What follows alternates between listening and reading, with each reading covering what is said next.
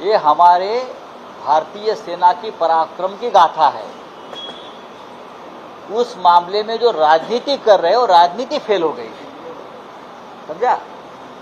और मैंने all party meeting में ये कहा था,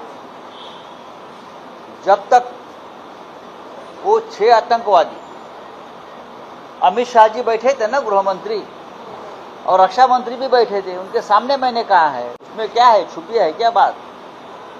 ऑपरेशन सिंदूर तब तक अधूरा रहेगा जब तक वो 6 आतंकवादी जिसने पहलगांव में हमारे 26 बहनों का सिंदूर उजाड़ दिया, उनको पकड़कर दिल्ली में लाकर उनकी पहचान करके उनको इंडिया गेट के सामने उनका एनकाउंटर करो, ये मैंने कहा है।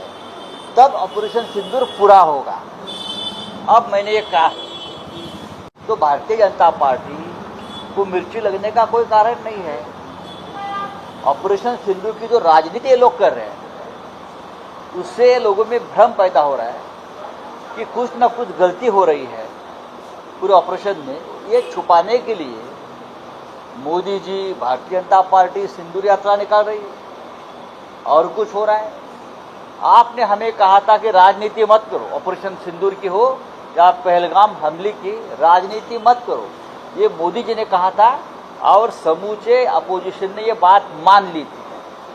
चाहे राहुल गांधी जी हो, चाहे खड़गे जी हो, चाहे उद्धव ठाकरे जी हो, सभी ने बात मान ली कि हम राजनीति नहीं करेंगे, हम सरकार के साथ खड़े रहेंगे।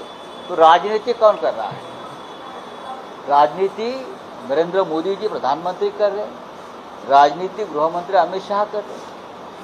मेरी ये मांग है, आज भी गृह मंत्री का इस्तीफा लेना चाहिए। मैं गृह मंत्री का इस्तीफा मांग रहा हूं इसलिए जो 26 लोग मारे गए वो होम मिनिस्ट्री की चूक है, उनका फेल्यूर है और उसकी वजह से हमको ऑपरेशन सिंदूर करना पड़ा है। जिम्मेदारी लेनी चाहिए ना।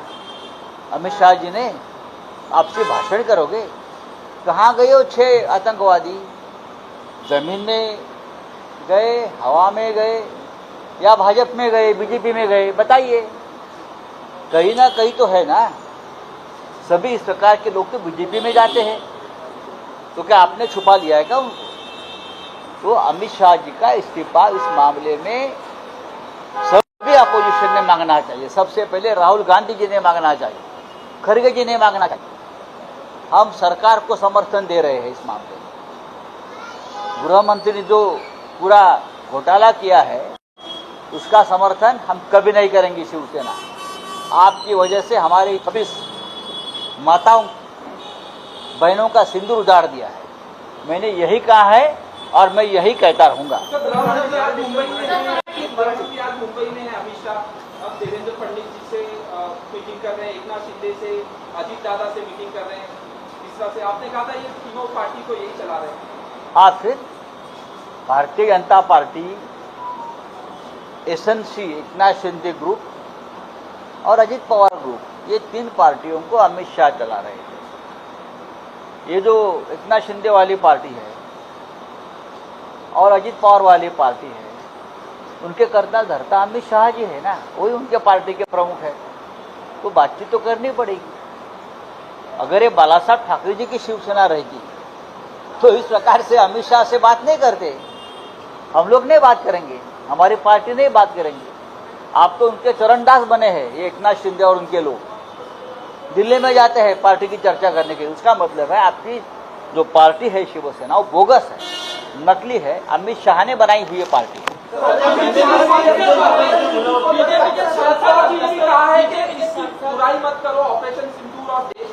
जो सेना है उसके बारे में मत, ये हम नहीं कर रहे पवार साहब। ये बात आप नरेंद्र मोदी जी को बोलिए। नरेंद्र मोदी ऑपरेशन सिंदूर को बदनाम कर रहे हैं। हमारे जवानों को ऑपरेशन सिंदूर का पूरा श्रेय हमारे भारतीय फौज को जाना चाहिए।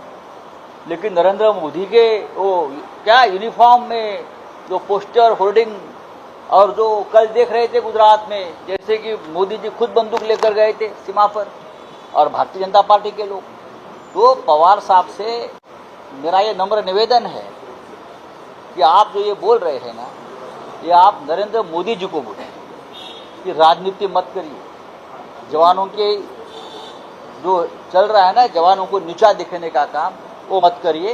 ये पवार साहब ने किसको कहना चाहिए? नरेंद्र मोदी जी को कहना चाहिए। पवार साहब खुद इस देश के डिफेंस मिनिस्टर रहे हैं। बोला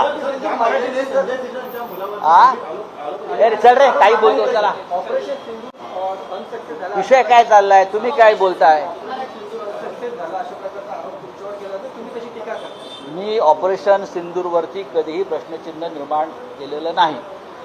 भारतीय जनता पक्षाचं हे अपयश आहे की अजूनही जे 6 अतिरेकी ज्यांनी पहलगाममध्ये 26 आमच्या माता भगिनींचं कपाळावरचं सिंदूर पुसला, कुंकू पुसलं, 26 हत्या घडवल्या, आकांत माजवला, ते आजही सापडले नाहीत, त्यांचा खात्मा झाला नाही.